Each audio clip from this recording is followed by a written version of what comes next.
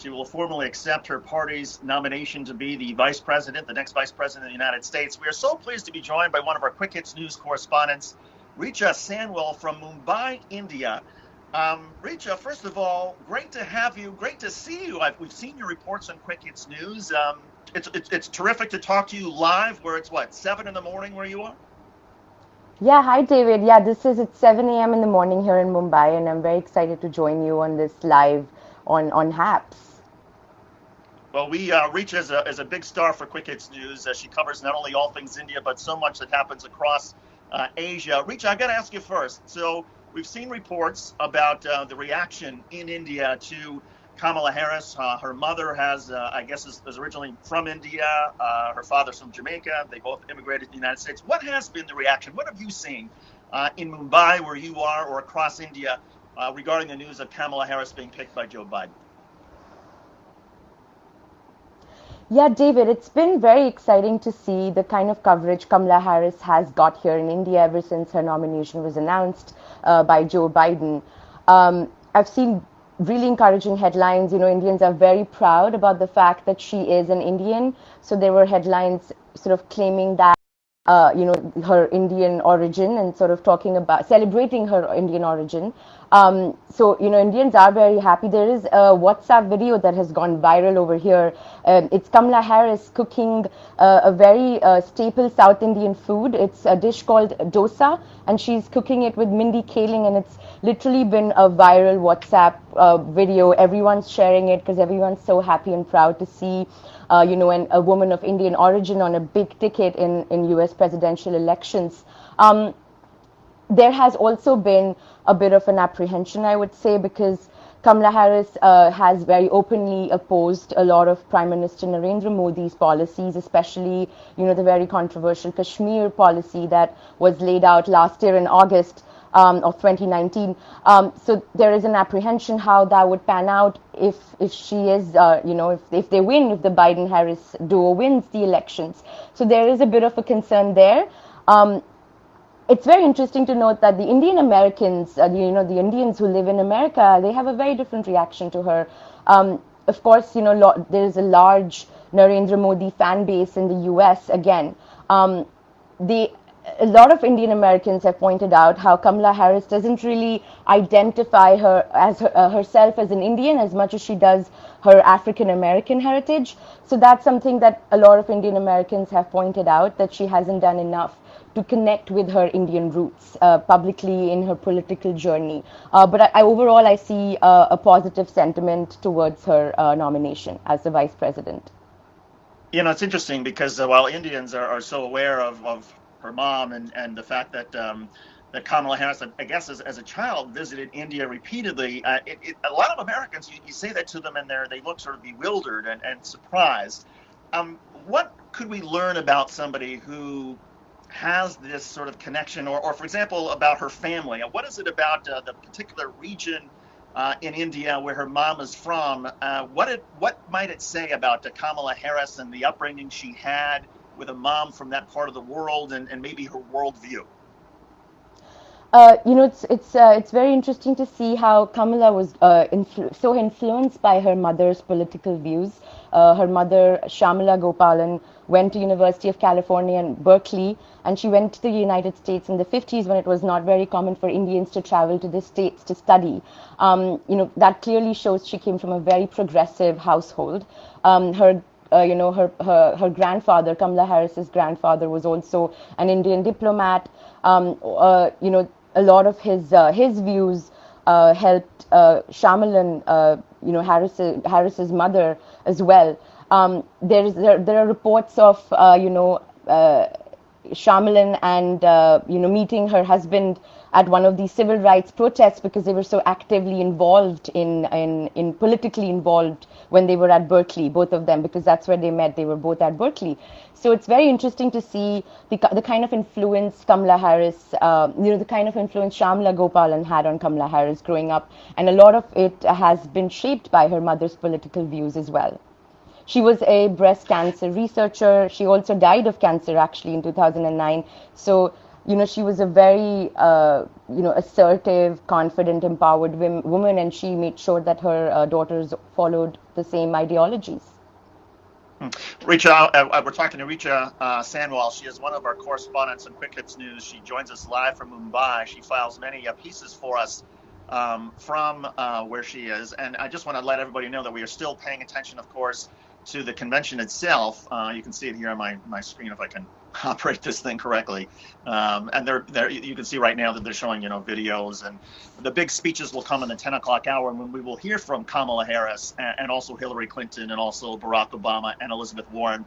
Richa, I guess I want to sort of ask you how much of the U.S. political election, whether it's the conventions or whether it's the race itself, how much of that seems to get many headlines, news coverage in Mumbai, India? Sorry, David, could you come again? Could you repeat that? I couldn't quite get that. Sure. I just wanted to ask you how much of the U.S. political election, how much of this campaign, does it get much coverage in India? I mean, besides the fact that Kamala Harris was picked, but do Indians pay much attention to the U.S. political world? Yeah, David, definitely. I think there is a very positive relationship that President Trump and Prime Minister Modi have formed. In the last couple of years, there has been a lot of focus on, American politics, and of course, America being America, India looks towards America for a lot of political support, especially, the kind of current geopolitical scenario that we're going through right now. So in the American elections are very important, even not just because Kamala Harris has been picked. I mean, that helps, but overall as well, it's been, we watch very intently because it determines a lot of our policies as well. So it is big, and we definitely look at it interestingly. Do you have a sense if Joe Biden and Kamala Harris are win this election, what sort of relationship they will have with Modi of India? So Biden has actually come out and supported, India, and said that he would be an ally, and so Prime Minister Modi and him would have a good relationship, is what he hinted at. On the other hand, I would be very excited to see how Kamala Harris's relationship with Prime Minister Modi pans out, given that she is so openly, critical of his policies and all the various, policies that he's rolled out in the last few years. So I'm excited to see how that pans out if she is picked as the Vice President of the United States. I've got another question for you. Peter is part of the conversation here. And by the way, we're doing this over HAPS TV, HAPS Live. It's an app that everybody can get, and then you can be part of the conversation and ask questions of me or somebody like Richa Sanwal, our correspondent in Mumbai, India. And of course, you can also catch Richa in Quick Hits News, which is the organization that we put together this 15-minute newscast each day, in addition to our live coverage. But Peter asks, does today represent a special milestone for Indian Americans? I think you talked about that a little bit earlier, but again, I wonder if you can quantify just how significant this is. I think this is a significant nomination, not just, obviously for Indian Americans, but also for, African Americans, and just having, Kamala Harris being the first woman ever to be on such a big ticket in the US presidential election. And it's been really interesting to watch her own, political journey. It is a very exciting moment, like I said earlier, for Indian Americans as well, to have representation at the top in the political structure. Of course, like I said, there are concerns because she's not very supportive of Narendra Modi's policies, and a lot of Indian Americans feel a little apprehensive about how that relationship would pan out. But overall, it's a great and positive sentiment. I'm showing a picture right now as Richa was talking there. You're looking at the Democratic Convention live feed that's coming out. Again, looks like a live interview that's happening with the family. And again, it's the 10 o'clock hour in about 20 minutes or so where it'll really sort of pick up in terms of the profile of the speakers. Richa, while we've got you, India has been hit very hard from the coronavirus, COVID-19. It's been tough, I know, for a lot of countries, particularly India. How is India doing in terms of dealing with the coronavirus? David, it's, we're the third worst hit country in the world after the United States and Brazil. I'll give you some numbers. I have some numbers here so far, India has recorded about close to 2.8 million cases, positive COVID-19 positive cases. There have been almost 53,000 deaths. And over 2 million people have recovered from the virus as well. In the last 24 hours, there have been about 65,000 cases. And, we've been conducting tests.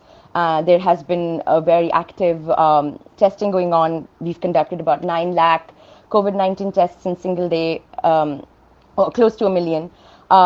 So it's been really hard for us over here, and a lot of the big cities, especially Mumbai, Maharashtra, where I am, Delhi, a lot of these big cities are badly hit, and we are in the process of also opening up the economy because there is that pressure as well.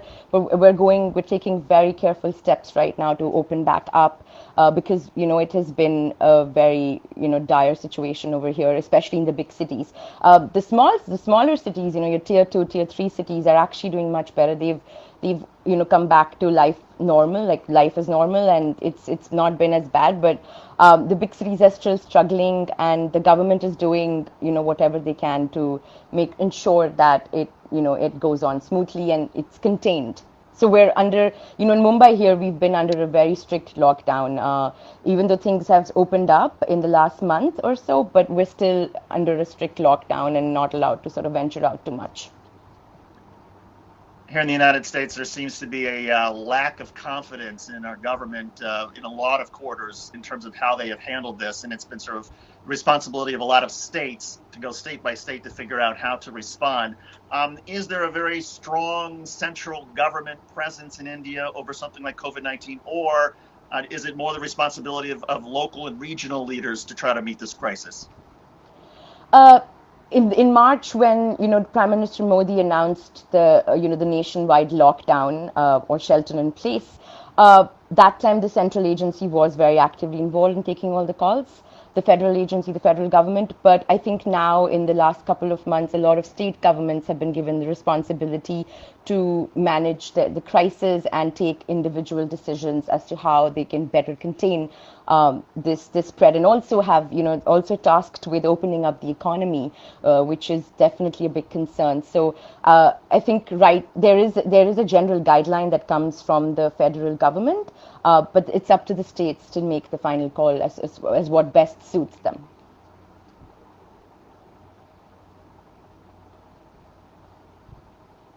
Richa, it is an absolute pleasure to talk to you live, to have you. We appreciate you getting up so early in Mumbai to join us. Richa, again, files pieces for Quick Hits News, and she's just a terrific correspondent. And Richa, what's your Twitter handle in case people want to follow you on Twitter? It's at the rate RIKSAN, Riksan. I can also put it on the chat so that it's up there for everybody. Excellent. Richa, thank you so much for doing this. Really wonderful insights. We've got a special hello from the entire Quick Hits team. It's great to see you live, and we will be doing this again, I'm sure. Thank you. Thank you, David. And a note to everybody, we're going to be joined now by Joe Williams. Just a moment, I'm going to end this broadcast and start our next one with Joe Williams. He's with U.S. News and World Report in Washington, D.C. On behalf of Richa Samuel, I'm David Schuster. I'll see you again.